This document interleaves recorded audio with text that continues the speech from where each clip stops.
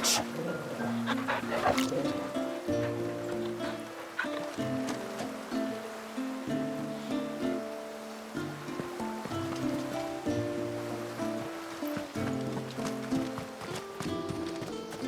My friend, I have news.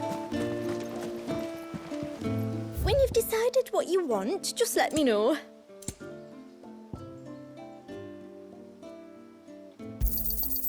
May it serve you well. Very well.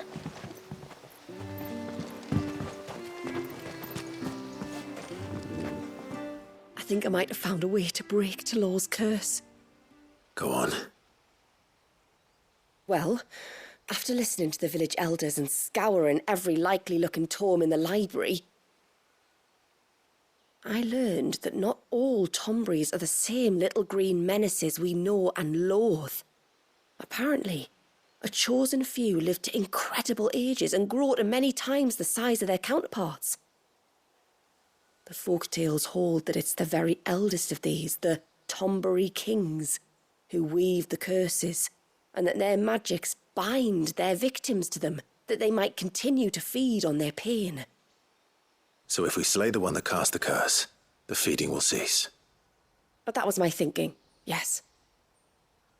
Though I doubt it'll be easy. These kings are not just bigger, they're stronger too. And if the tales are true, their followers will defend them to the death. It is a perilous proposition, in short, but it may also be Talor's only hope.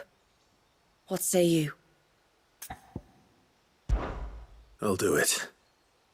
Even if killing this king doesn't break the curse, Mysidia will be a safer place for its removal. Thank you. So then, where will I find it? That, alas, I do not know. It must have woven the curse at the altar in Father's Fell, but as to where it is now... Fanet! You were the one asking about Tonberries, right? Because there's a whole bloody army of them out on the cloak! What? But why would they stray so far? And why now? There's only one way to find out. I'll head up the mountain and see what's going on. Right. Thank you. And please, be careful.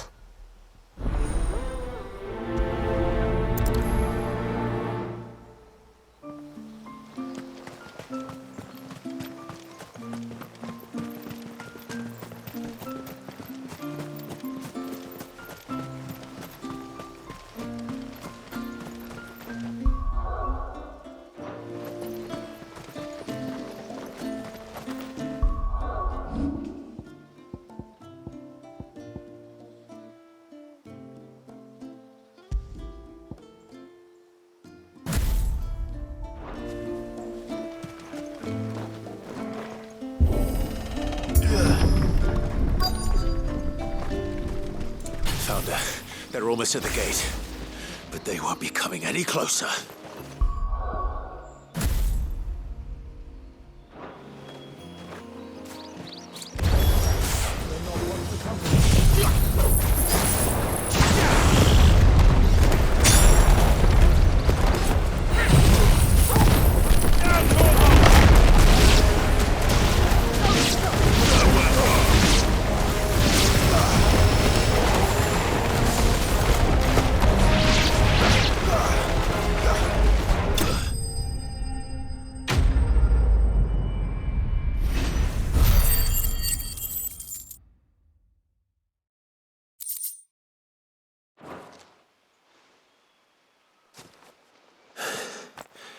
That should buy Haven some time at least. Clive, are you all right? Fine. We've taken care of the immediate threat. Thank the tides. I was worried I was going to lose you both. Talor, he took a sudden turn for the worse just after you left. What? Is he? No, he's hanging on. I fear the Tomberry king may have begun the cursing ritual again. In earnest this time. And I can't imagine their being here as a coincidence. I think it might be happening on this very mountain. If it is, it won't be for long. Get back to Talor. I'm going up. My thanks. I shall pray for both of you.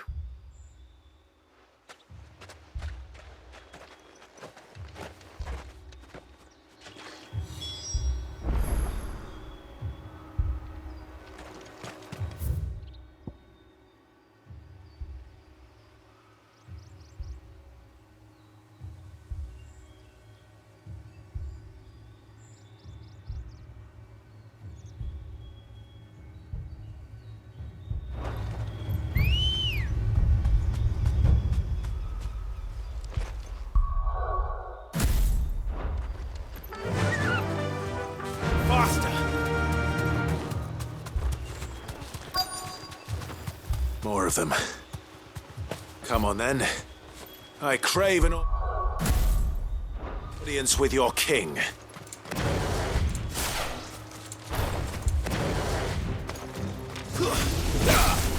Torgal, kill! Now, Torgal! Torgal, kill!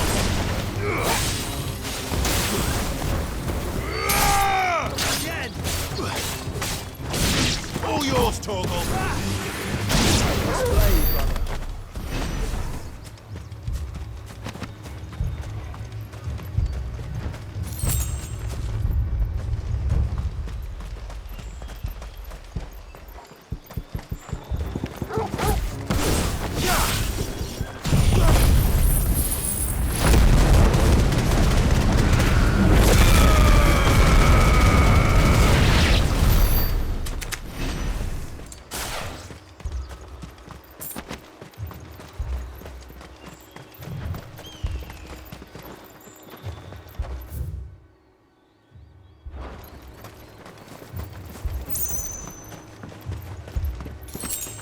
Another group. They don't look very regal.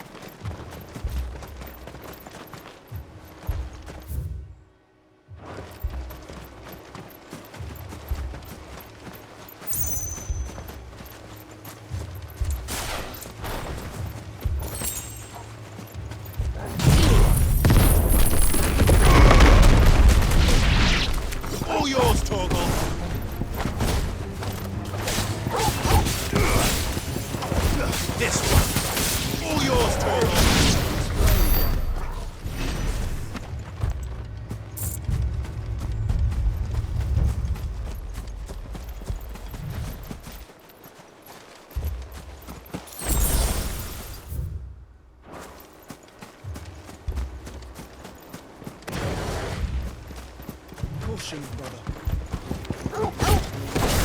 Now, Torgal! Go, Torgal!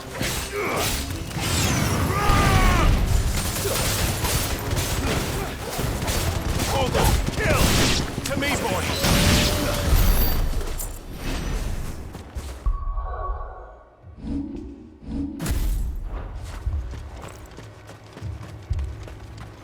Still no sign of the king. Could Fanad have been wrong?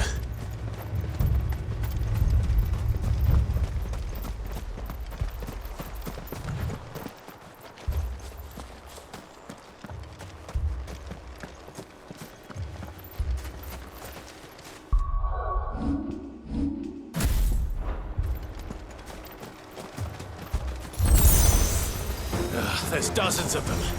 The king must be close. But we'll have to take care of his followers first.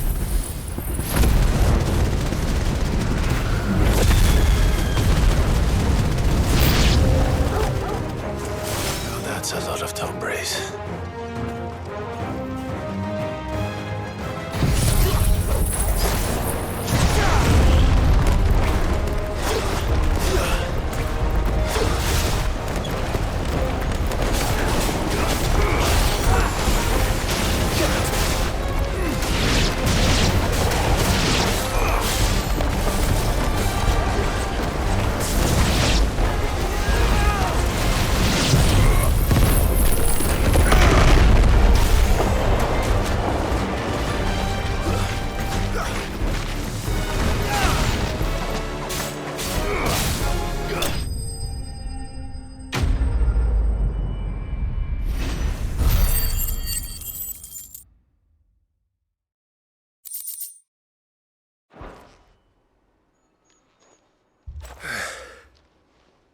Looks like that's the last of them.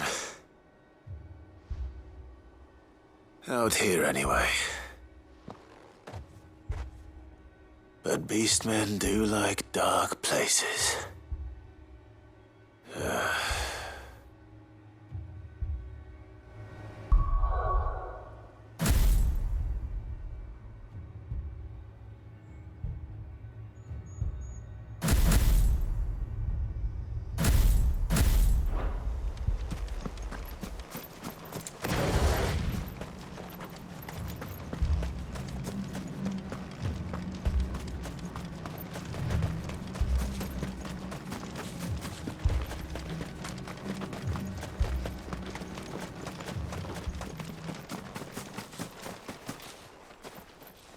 Well, I'll be damned.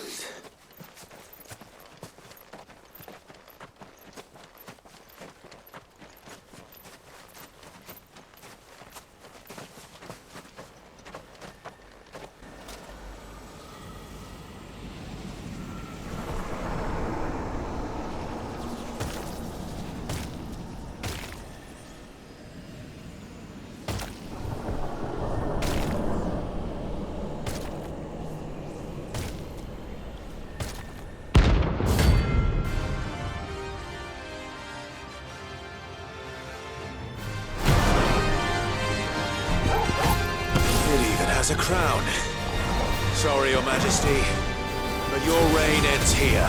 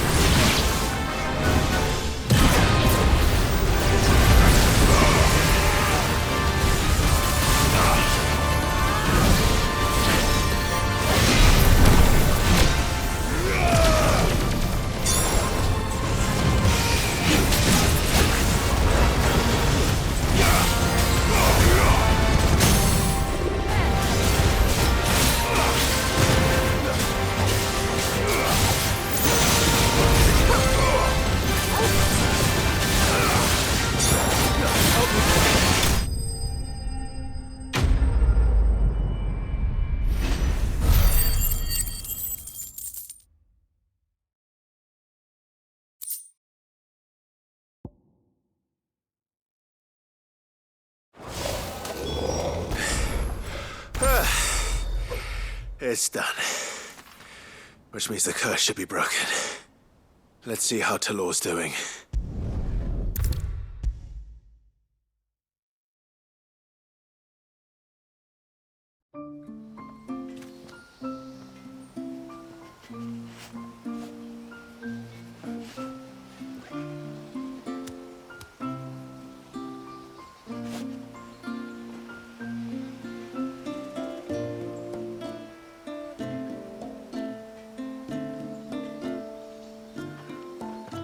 Clive!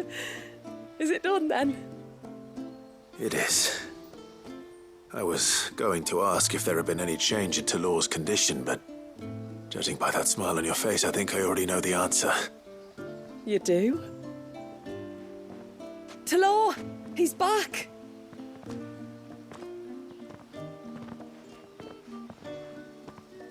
Thank you, my lord. I can never repay you for everything you've done for me. I owe you my life. I'm just glad the curse is lifted. There is one thing I'd like to know, though. If you don't mind my asking. What made you seek the Tombry's help in the first place? Oh, that, well, you deserve to know. It was years ago now, back in my trading days. The Sons of Greek arrested me in Oriflamme, chained me up in a lightless cell with a great sword hung over my head, ready to fall if I didn't confess. Though they never said to what. I didn't, of course. So eventually they just let me go. And I never told a soul. Tried to forget it ever happened. But then you came along and the sight of your sword brought it all flooding back. I couldn't sleep, couldn't eat, couldn't hardly breathe, and I thought that if I gave my old chain to the Tombrys, maybe they could take all that pain away. All that anger. But it only made it worse. Oriflamme has fallen. And the men who tortured you likely fell with it. If only I'd known, I might have spared everyone a lot of trouble. I'd convinced myself that you were like them, that all outsiders were the same, but you're not. Far from it. Thank you, son. Thank you.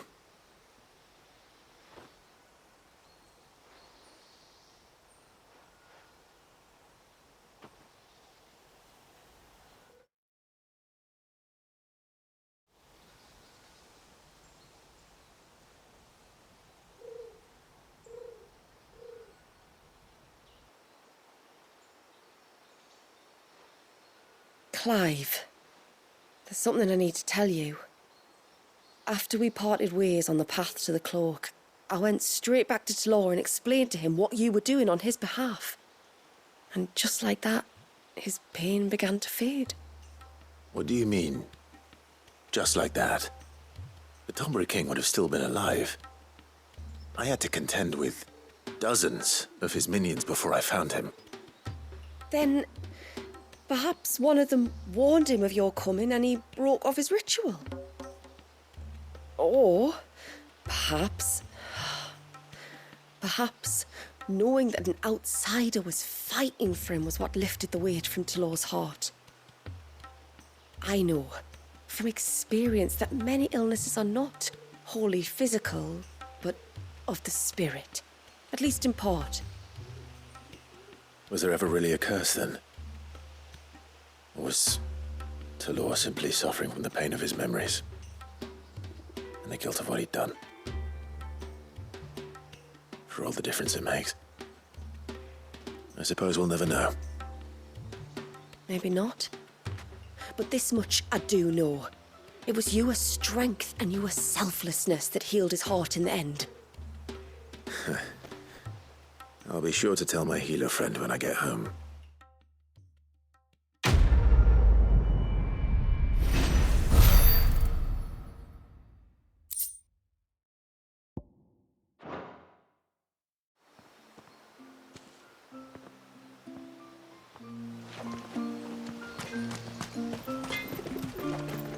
Yes?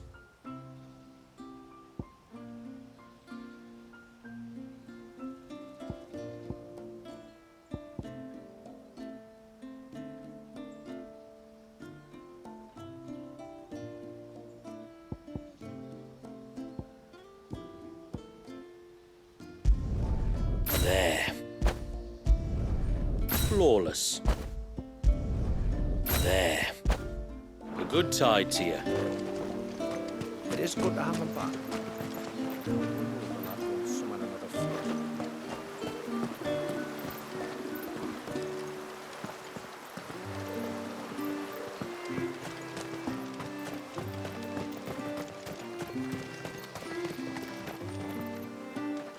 My lord, might I have a moment of your time?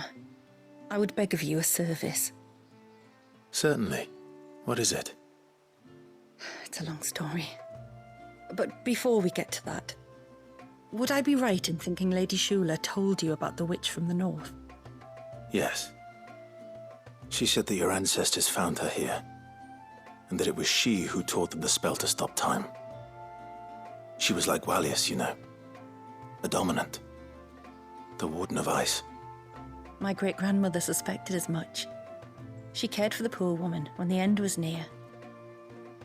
And it was she whose duty became to attend her grave. A duty that was passed down to me. I see. And the service you would beg of me?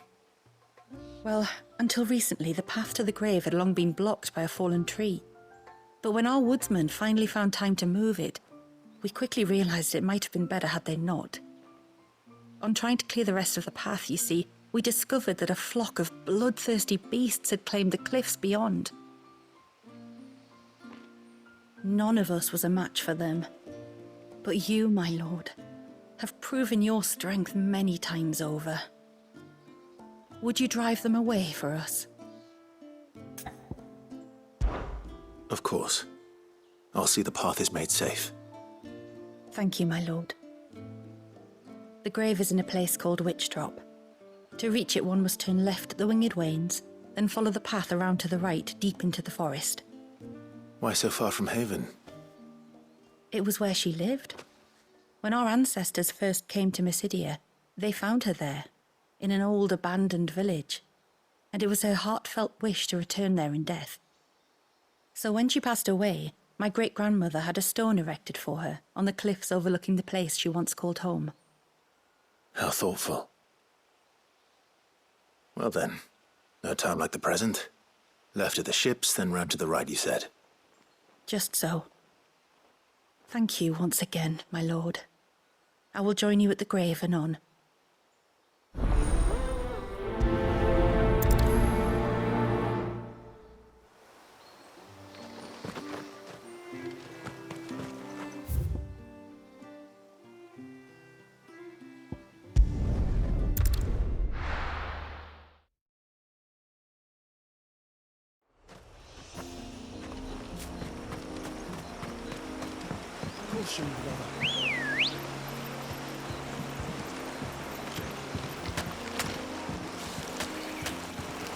Let's go.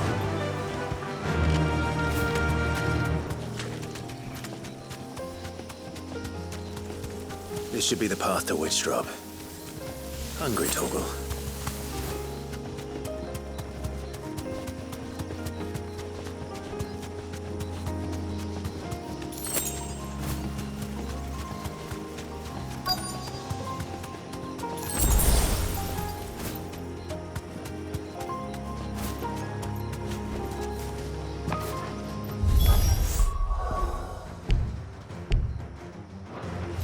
And here's our welcoming party.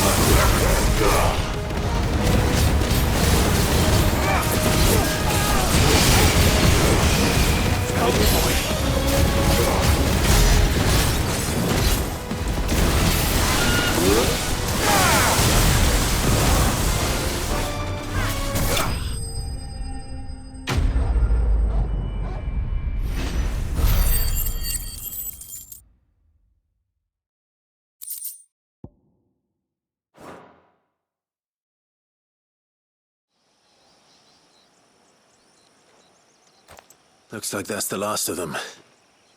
Now, where's the grave?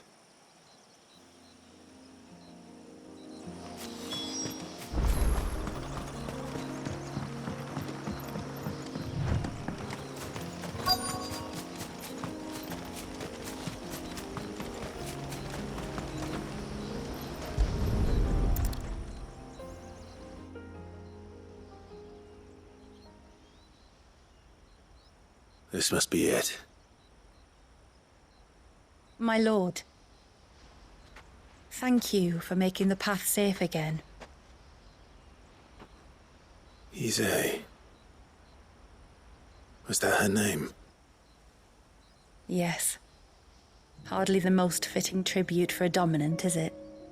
A rough-hewn stone with naught but a given name engraved on it. But my ancestors had only been here a matter of weeks when she passed. Every day was a struggle to survive. They had neither the time nor the energy to devote to a more elaborate memorial.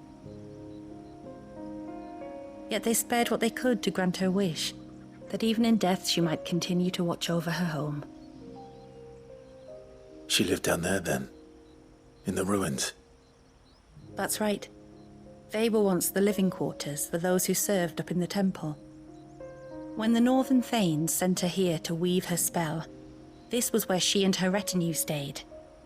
There were priests, handmaidens, and a knight sworn to shield her from harm. Of course, they were all gone by the time my ancestors arrived, fled or dead in the Western Wars. All except XVI, who remained till the end. Alone. Indeed. At least, that is the story as it's been handed down in Haven. But there is an epilogue to the tale. One known only to Lady Shula and myself. Some years after Issei's passing, you see, my grandmother came here to tend the grave and found a stranger kneeling before it. A knight, dressed head to toe in plate. She asked of him who he was and whence he had come, but received no answer. The only words he spoke were, "Tell me true, whose grave is this?" So she told him of how her people had met and cared for Issei, and how she had died. His only reaction was to stare up at the air of hours in silence. Then he left, never to be seen again. You said he was wearing plate. Was it black and gold? Do you know something of him? When we went up to the Air of Hours to unravel the spell, we were set upon by a shade in the shape of a knight in full plate. It manifested in front of the Vare, and in its ether, I felt Shiva, the witch. You think this may have been the same man my great-grandmother met? Issei's knight? I don't know. Maybe. All I can say for sure is it was intent on protecting her creation. Or perhaps her spirit? What remained of her ether, preserved in the Vare? Perhaps his spirit too became enraveled in her spell, frozen in an eternal vigil. Till we ended it. If the shade you fought was Issei's knight, then ending it was the greatest gift you could have given him. Now he can return to the sea, to be with his lady once more. And if his spirit should ever return here to visit her grave, I shall ask his name, that I might carve it in the stone next to hers. That they might be together. Once and for all.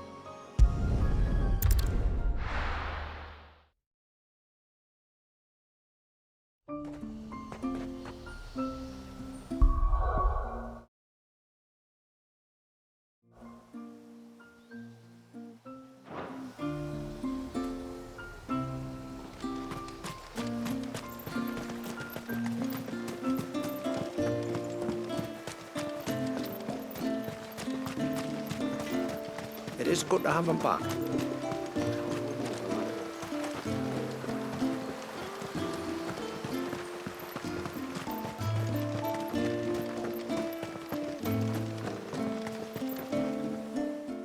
You wouldn't happen to have some time on your hands, would you, Clive?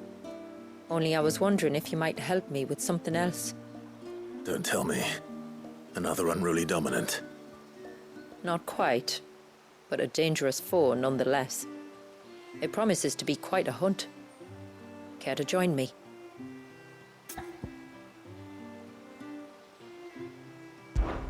All right. Tell me about our quarry. A fiendish, cold-blooded beast known as a Givra. Normally, we leave such animals well alone, and for good reason. But I have an even better reason to want its tongue. Its tongue. If you'll permit me, tributary, I can explain. Certainly, Yamila. It's been over a week since me sister gave birth to her first child, yet she still isn't back on her feet.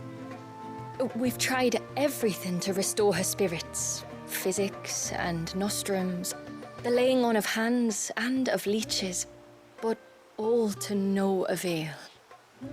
The healers tell me there's only one hope left. A broth as potent as its ingredients are perilous to procure. It isn't only Yamila's sister who stands to benefit from this, by the way. There's her baby to think of, and Walias, too. She'd agreed to be his wet nurse, you see. I'd be glad to help. Thank you. Our hunters have no shortage of skill, but this task calls for more than that. And it won't be achieved through weight of numbers either. The Givra is as wary a foe as it is a deadly one. 2 hunters might catch it unawares, but any more than that, and it would pick up our scent a league away. Then it is decided. The 2 of you will go, while Jill and I occupy ourselves here. Perhaps we might help prepare the broth. That would be most kind of you. Come then, Clive. The river of time flows fast, and so must we. There's a Givra that has claimed the ruins at the foot of the mountain as its hunting ground. But as I say, they are wary creatures. We'll need suitable bait to draw it out. The flesh of a forest ibex should suffice. To the forest, then.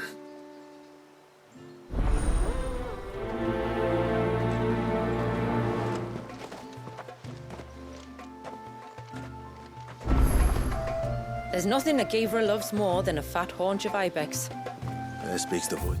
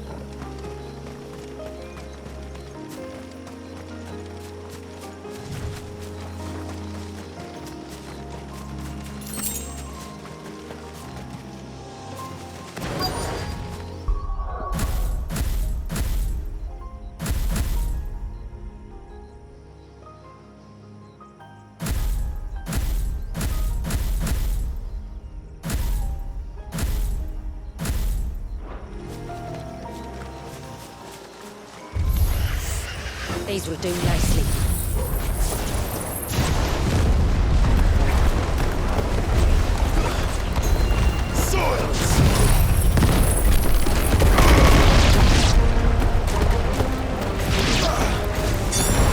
Farewell.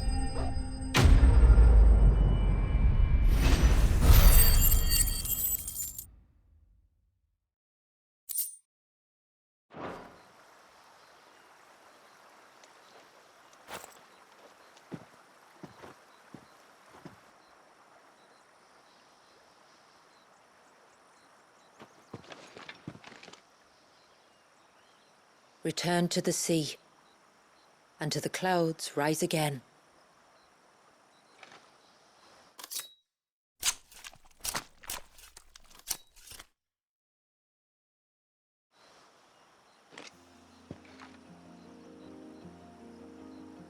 We have our bait then. What next? Next, we pay a visit to the Dark Gate to pick some local weed. It'll help disguise our scent.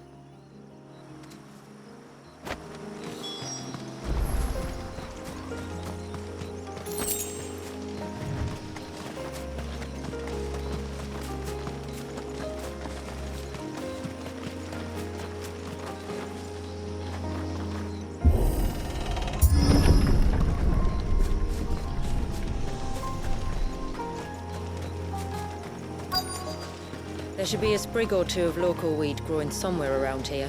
Look for the golden leaves.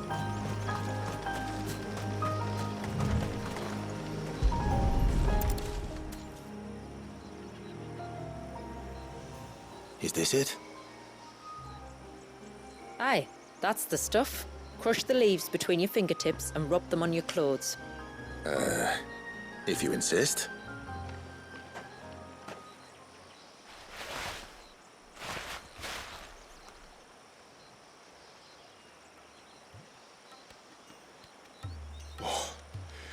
You could have warned me about the smell. Like corruption, isn't it? We'll have an honor guard of flies before long. But it'll stop the Givra from noticing us. Its nose will tell it we're nothing but a feast for worms. Oh, I feel so much better. We can wash it off afterwards. If there's one good thing about the Givra choosing the ruins for its hunting ground, it's that there's plenty of fresh water nearby.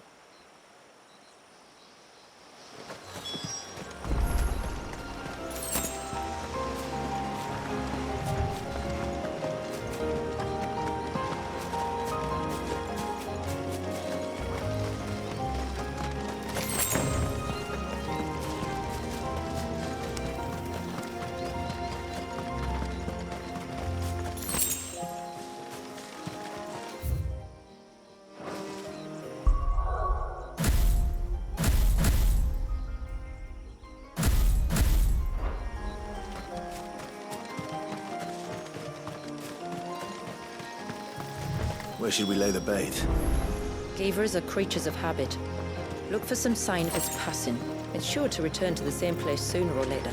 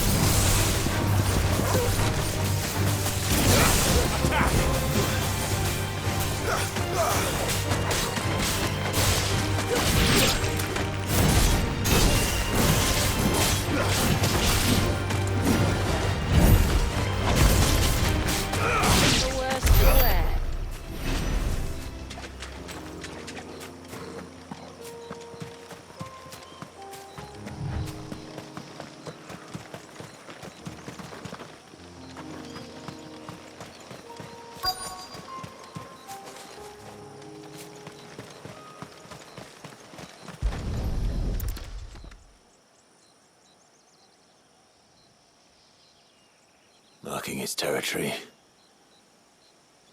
Something was. A curl, maybe.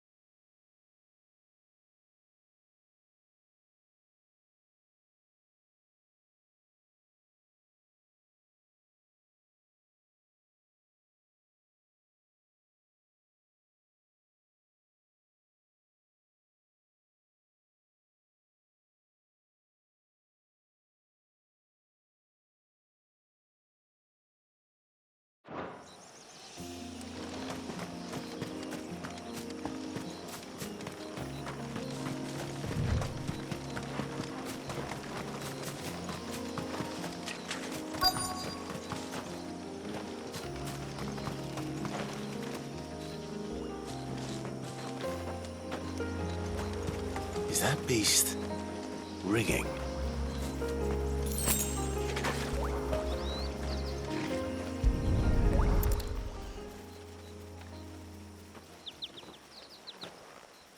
Tracks.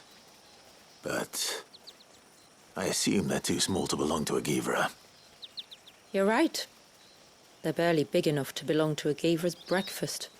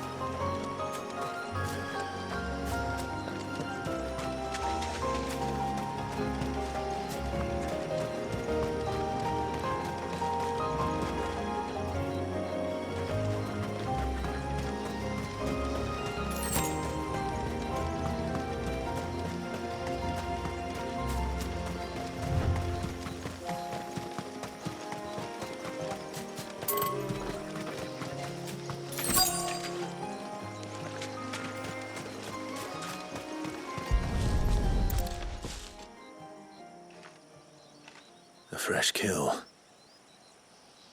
But not a Givra's. The wounds are too clean, too small.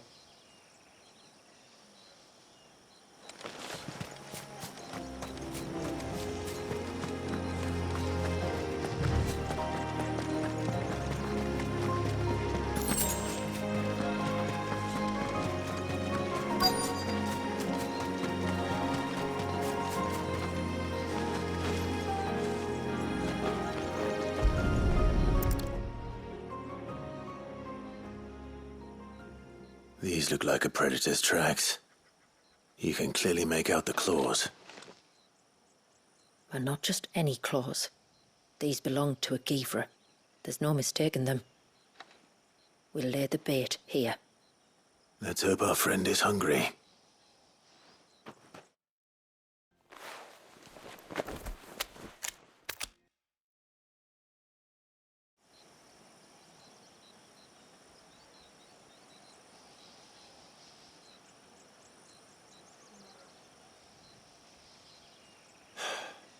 Still no sign. Patience, Clive. Hunting's not something you can rush.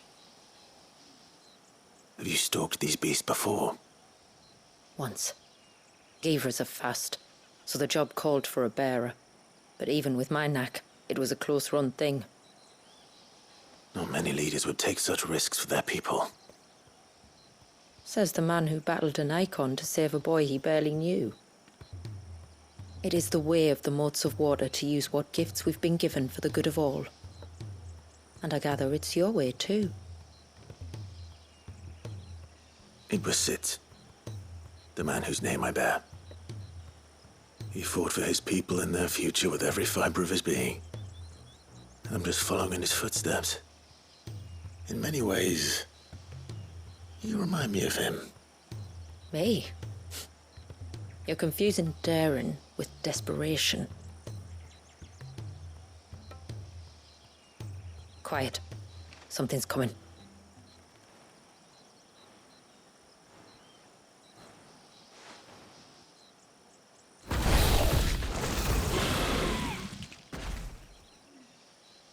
Our guest has finally arrived. Shall we greet him? It'd be rude not to.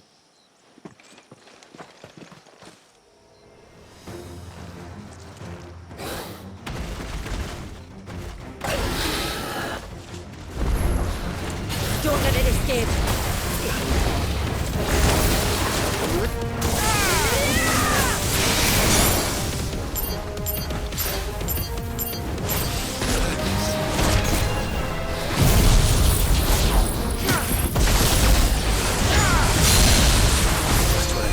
Help me, boy.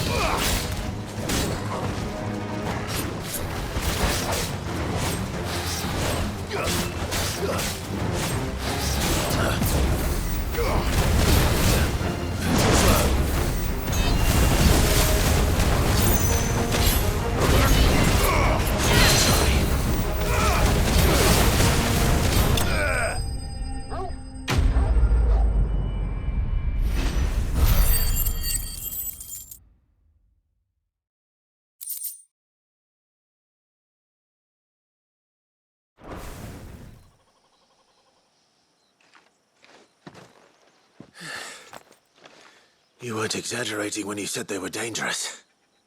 They're forces of nature, all right.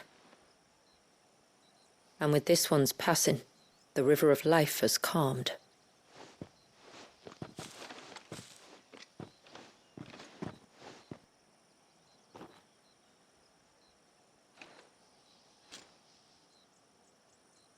O roaring torrent, son of storms, may your spirit run free in the open ocean.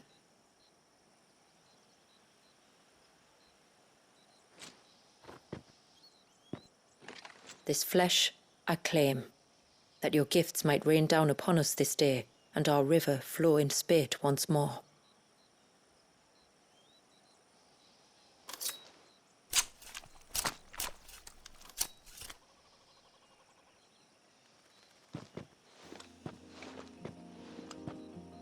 Well then, let's return to the village. We must get this tongue to Ymilla before it spoils.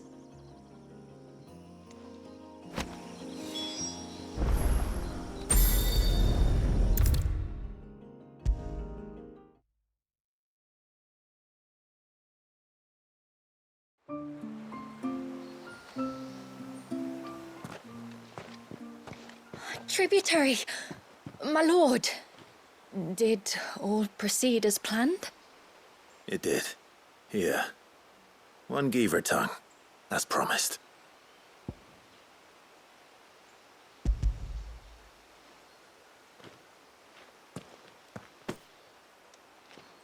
Oh, thank you.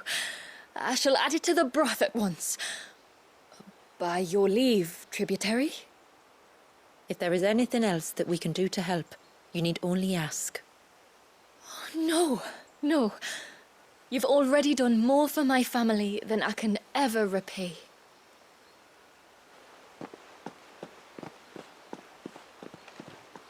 Just as you have, Clive, for my family.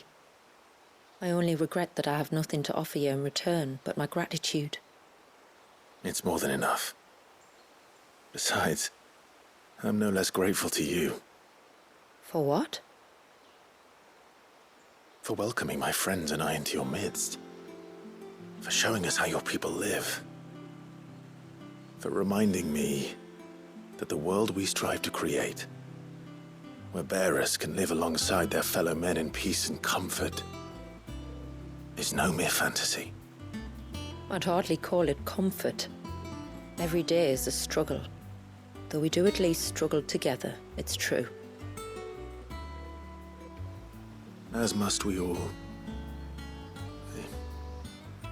I only ask that you remember the cost of using your gifts as a bearer. I know that you feel it's your duty to do whatever you can to help your people.